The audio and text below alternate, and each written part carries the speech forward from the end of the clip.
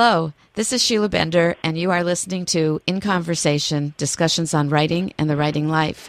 Today we have with us Smamish poet Michael Dylan Welch, who has quite a bio that's filled with publications as well as advocacy for poetry. His poetry, essays, and book reviews have appeared in hundreds of journals and anthologies in at least 20 languages.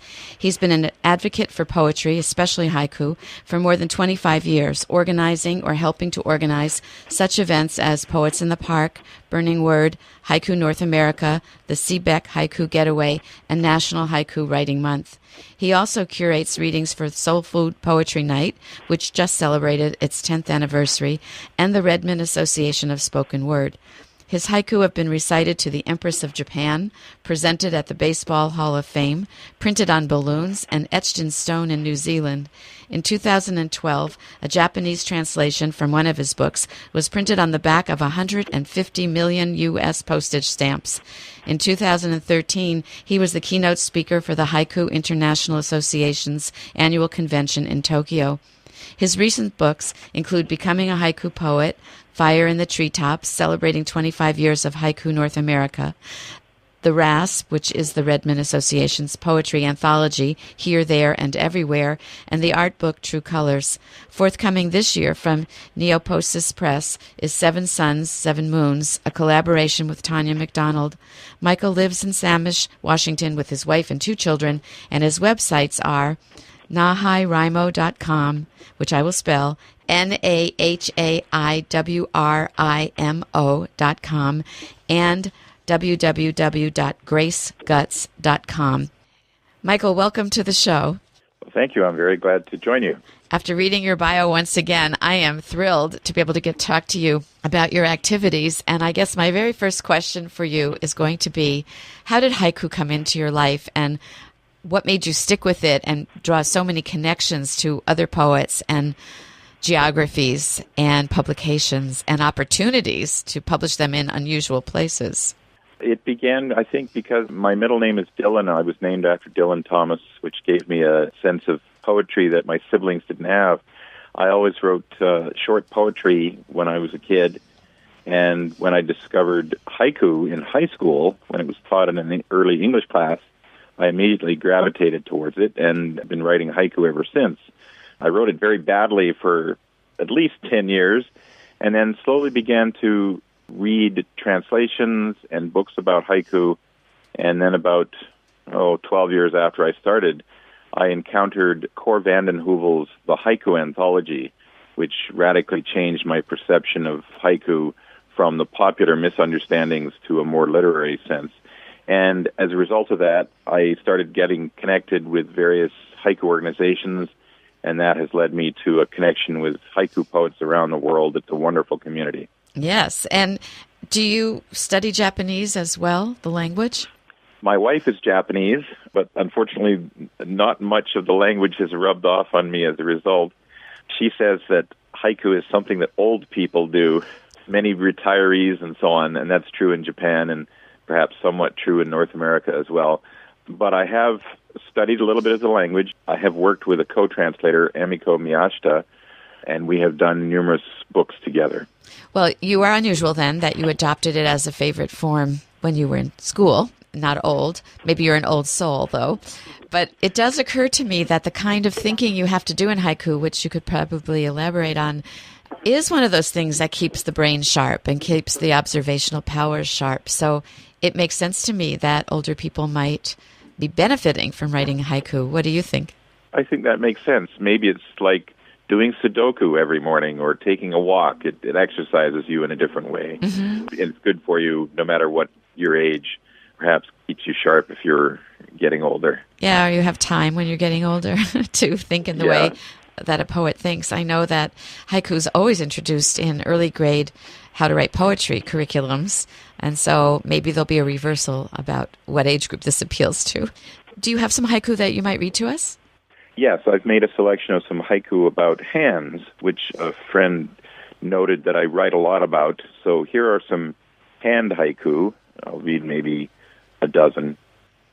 Mountain spring, in my cupped hand, pine needles. Birthday picnic. Grandma's throw halfway to the toddler. We walk the boardwalk hand in hand, sharing ice cream headaches. Beached kelp. We examine each other's lifelines. You squeeze my hand. How still the sky after fireworks. Summer moonlight. The potter's wheel slows. And in a case like that one, I hope the hands are implied, the potter's hands. Clicking off the late movie, the couch cushion reinflates. Gathering clouds, the feel of the Gettysburg Address etched in bronze.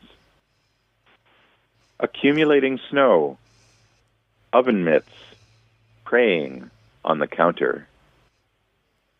Toll booth lit for Christmas. From my hand to hers, warm change. Christmas Eve. Bits of a price sticker stuck to my finger. And one more. Dense fog. I write your name on the airport window. Michael, I could listen to these forever. I love how they go from the extraordinary observations of nature or a moment in time to something like eating ice cream and getting an ice cream headache, or the cushions on the couch reinflating.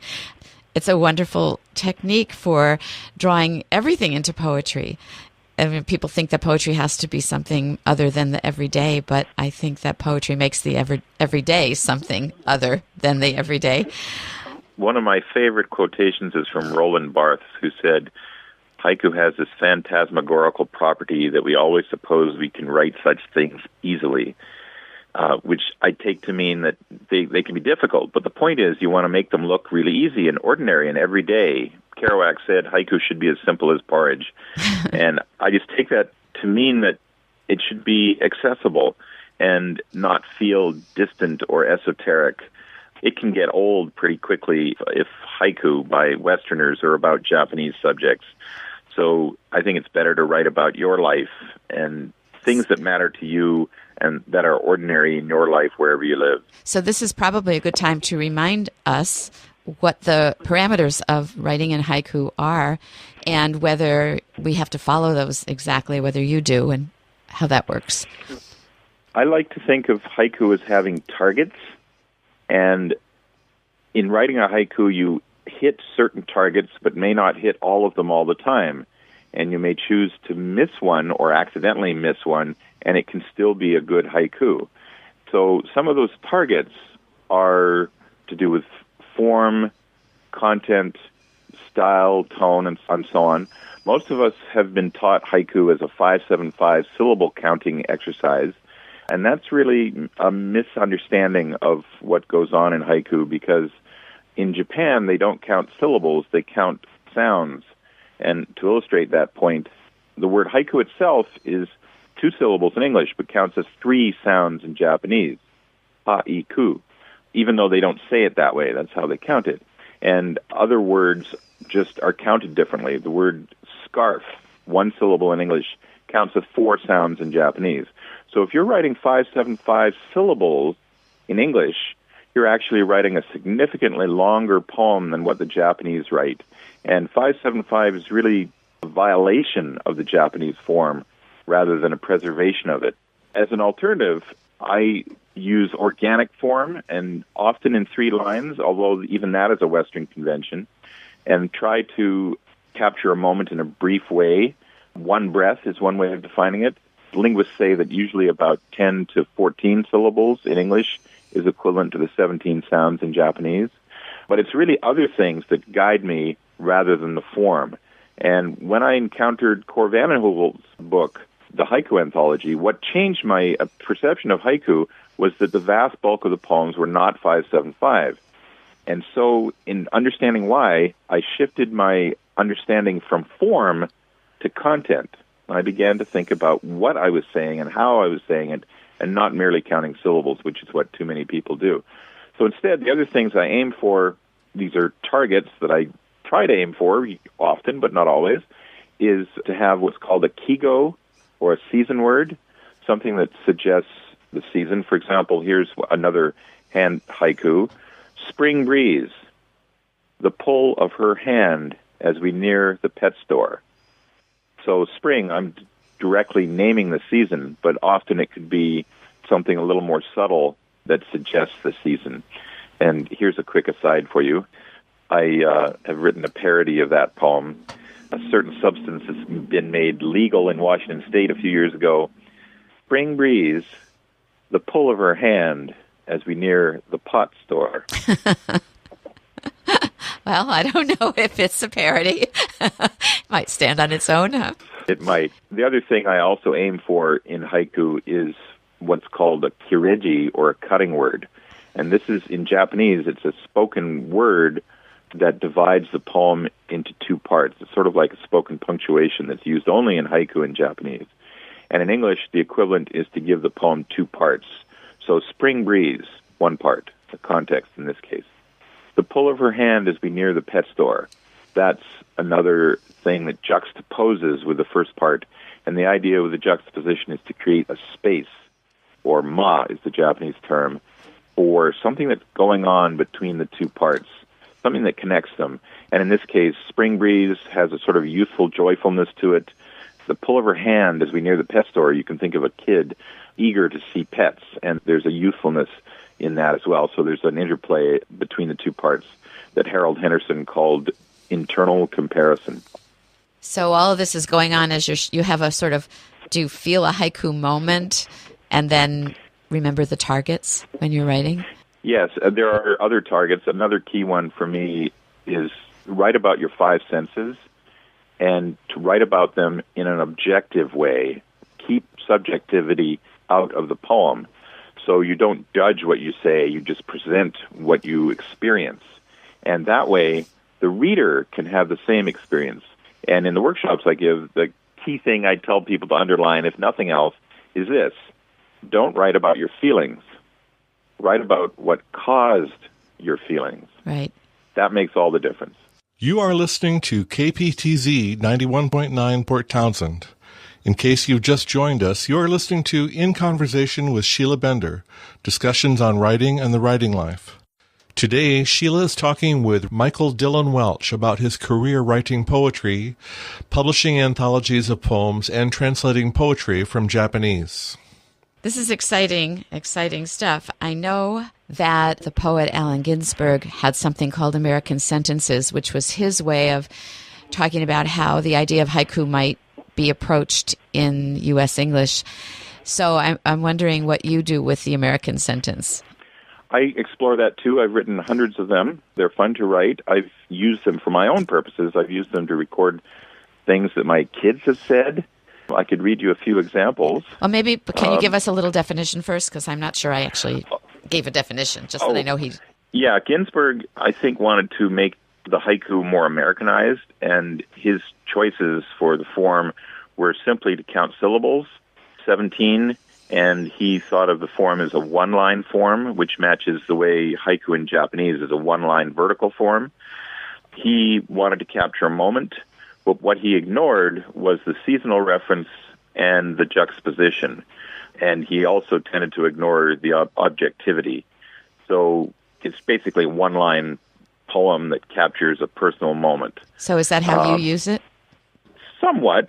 When I've used it to capture things my kids have said when they were younger, it's bits of conversation, it's just experience or description of things that are going on, and I see them as very different from haiku, and at least in the way I use it, hopefully a little more amusing than the haiku, which tends to be a little more serious. Do you have some examples handy of American sentences?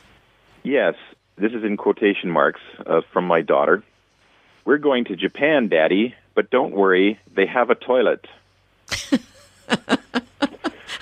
Or, not just Triceratops, Daddy. I like all the dinosaurs, like you. I hope you have a couple more to read to us. Yes, this is from my son. Daddy, if that team is taking the field, where will they be taking it? Or here's another from my daughter. Hey, Daddy, look what I got for my birthday. It's an armadillo. So you're not counting syllables when you do these? Well, I am. These are counted as 17 syllables. That's how Ginsberg defined his take on this. Yeah, I'm glad to hear that, because although it might not be useful in haiku to keep it in its tradition, it might be a tweaking of that tradition that works against a good haiku. And in American sentences, maybe it really does keep us, if we write to 17 syllables, keep us having to be crisp. Except I think there's a greater discipline in haiku in that you're not just being crisp, you're being crisper than 17 syllables. And by focusing on the other targets, those are actually a much harder discipline. And a lot of people will pass off their 17-syllable 575 things and think they've written a haiku, and they've greatly missed the mark because they've missed all the other targets. And they may not even be aware of the other targets. Right. So when you experience a haiku written by somebody else and it falls flat as a haiku in your terms, how do you experience that as a reader or listener? How can you tell the difference? I have an essay about this subject coming out in Modern Haiku next year. It's called Haiku Stances, and it identifies different approaches to haiku. For example, it could be educational, where somebody is teaching haiku in order to teach kids about syllables or to teach them about Japanese culture. Or it could be meditational, where somebody is just writing as a form of awareness practice. Or it could be diaristic, where you're just recording things that happen to you, like a diary entry. And I've seen all these examples in poems. It could be recreational, where a person is just trying to have fun. And that's where the majority of what you see on the internet is, I think. People just counting their syllables and having fun. Yeah. But you could also have fun without counting syllables. So recreational can take various forms. And then there's also a literary approach, which tries to balance all the other targets and bring in the Japanese tradition and pay closer attention to form, which means not necessarily 575, and paying attention to the other targets. I would be careful, at least this is my approach to it, is that I don't consider 575 traditional, at least in English. That's a misunderstanding, I believe. So to refer to 575 as traditional isn't accurate. It's traditional in Japanese, but even in Japanese, the masters deviated from the 575 occasionally, and there are whole schools of haiku in Japan that pay no attention to the form, go, shichi, go, it's called in Japanese. And they'll be very free form. So there's a lot of variety in Japan. And although 575 is traditional in Japan, it doesn't refer to syllables. It refers to what's called on. Sound. Which means sound, Yes, thank you. Before we leave haiku, I just want to remind people that you said early on in our talk how wonderful having haiku community is, in your case worldwide. I know that there are many haiku societies and groups of people writing in that form who get together, and I think that I just want to make the point that that's an outgrowth of people working in haiku. That's really wonderful, a way of sharing observation and feeling. Yes, that's one of the best rewards I've gotten from haiku, is that community.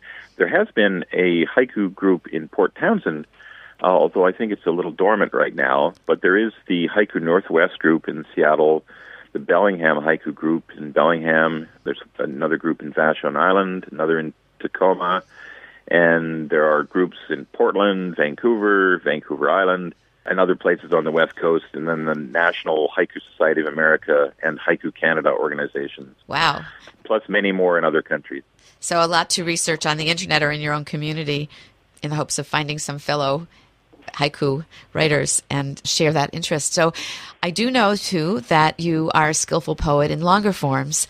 That must be kind of interesting to work so naturally in shorter forms and then work in longer forms. I'm going to have a hunch that all that practice with haiku has in some way influenced the longer pieces. Am I right? I think so. I think it tends to make me think of tightening the longer pieces. I don't think that's anything special thanks to haiku, but it can't have hurt. I know any poet of any length tries to condense and tighten and use words carefully. Some people are better at it than others, and more trusting. I should say more trusting of it, more trusting that compression works and helps, even if the poem is lengthy. So do you happen to have handy one of your longer poems to read to us? Yes. This is a poem that connects to haiku. It's called Flowers on the Roof of Hell, and it begins with a haiku by Issa, one of the four great Japanese masters. He lived in the 1700s into the 1800s in Japan. And so the first bit is the quote from Issa, and then I tell a short story about this. Flowers on the Roof of Hell. In this world, we walk on the roof of hell, gazing at flowers. Today, Issa came over for dinner. Nothing fancy, just Thai takeout from the place down the road. He came on foot, carrying a satchel. I welcomed him at the door, and he removed his sandals. The low evening sun sparkled through the tall glass of water I gave him. He admired it before he drank it in one go.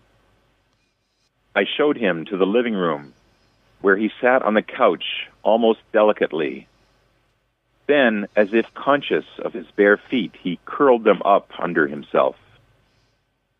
We talked of poetry all through dinner, stray noodles landing on the plain wooden table as we ate.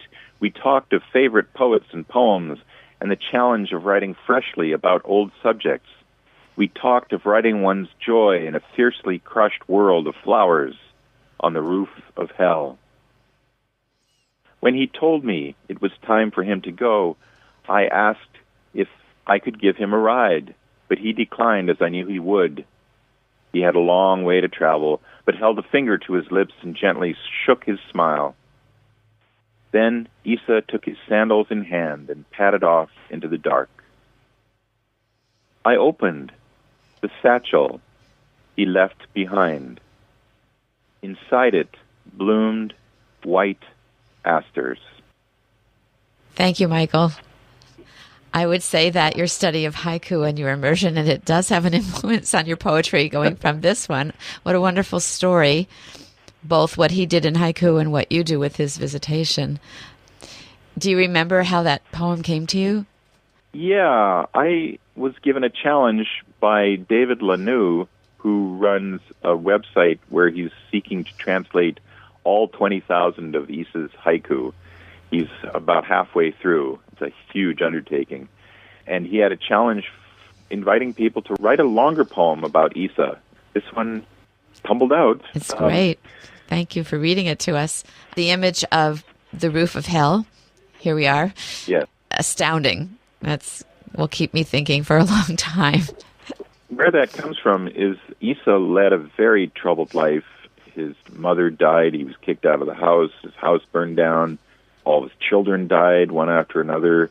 His stepmother was wicked and mean to him, and lots of problems in his life. And his life was walking on the roof of hell. However, he found solace in haiku and in insects and in children and in writing joyfully despite this hell he was often living through. Well, you've said it well in that image and phrase. So we don't have too much longer to talk. I wish we could talk for longer, and maybe we will in a future program. Maybe you could talk to us a little bit about your two websites and how people might access them and enjoy them and learn from them. My main website is graceguts.com, and that is named after an E. Cummings poem, and there's a Why Grace Guts link on the site that refers to the reasons for that. Basically, he says, let's make it serious, something authentic and delirious, something genuine like a mark in a toilet, graced with guts and gutted with grace. So that's where it comes from. And it's basically a website that covers my poetic musings.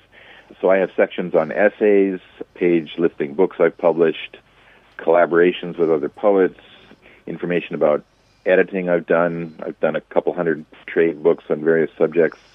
There's a section on a haiku computer game I did, introductions I've written for various books by other people, photographs, poems, haiku and senyu, linked poetry, lots of other things. It's an ongoing labor of love. That's why I call you such an advocate for poetry and poets. That is quite a labor to put all that together. And I hope people will go to Grace Guts, which is GraceGuts.com. Okay, and now you can continue. Yes, the other site is NaHaiWriMo.com, which is short for National Haiku Writing Month. In 2010, I did the NaNoWriMo, which is National Novel Writing Month. And late October of 2010, just before that started in November, I thought, well, there ought to be a National Haiku Writing Month. And NaHaiWriMo would be an obvious takeoff on NaNoWriMo. And I thought, well, how about February, the shortest month for the shortest genre of poetry? And so I set up a website for that, NaHaiWriMo.com, and set up a Facebook page, and it immediately became very active. And on the very first day on the Facebook page, when I was trying to promote this, somebody said, we need a writing prompt. And so I provided a prompt, and every day there's been a writing prompt through the month of February. And that first year, that would have been February of 2011, that first year when the month ended, people said, oh, let's keep doing this. Let's do it year-round. And so on the Facebook page, I have a guest prompter who provides a daily writing prompt every day, year-round, although the official month is still February. When you said the official month is February, I just want to tell our listeners that this would be a very important site to go to. And I am curious about, so on a leap year, it would be 29 haiku, and on a regular year, it would be 28, and people are to write one every day? Yes, the idea of NaHaiWriMo is to write one haiku a day during the month. So on leap years, there'd be 29 poems to write. So it's slightly harder on leap years. The value of it is that it gets you writing haiku daily and thinking in a haiku mind, which is different from writing 28 or 29 poems all in one day. Right. It's that habit that I'm trying to encourage. As we sum up, too, I want to say that brings together your advocacy for poetry, your enjoyment of a community of poets, which you've obviously created. People can contact each other through Facebook. I'm in awe of your career and what you do and your way of explaining the poetic forms you're using and your poetry. So I hope to talk to you again for our program. And for today, I'm very reluctant to say goodbye, Michael. It's been a really wonderful conversation. Thank you for the opportunity. You have been listening to In Conversation, Discussions on Writing and the Writing Life with Sheila Bender. For more of Sheila's interviews, please go to Sheila's website, www.writingitreal.com/audio. In Conversation is produced by Sheila Bender and edited by Charlie Fleischman. Announcer is Kurt Vanderslice.